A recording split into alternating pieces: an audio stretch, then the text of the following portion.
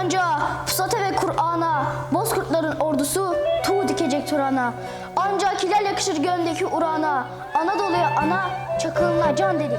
Künyeye aşk yazıldı, biz aşka vatan dedik. Oğuz boyundan gelen Mehmetçik'tir adımız.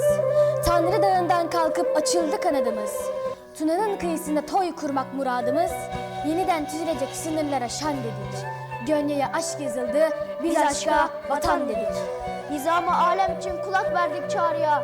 Orta Asya'dan kalkıp kervan dizdik ağrıya. Benim kutsal toprağım bu sevdanın bağrıya. Adımlarken sevdayı Hatay, Urfa, Van dedik. Konya'ya aşk yazıldı, Biz aşka vatan dedik. Zalime alp, mazluma eren olduk çok şükür. Beklemeyin aşka can veren olduk çok şükür. Doğacak kutlu güne yaren olduk çok şükür. Ay yıldızı cihanı aydınlatan tam dedik. Dünyaya aşk yazıldı, biz aşka vatan dedik.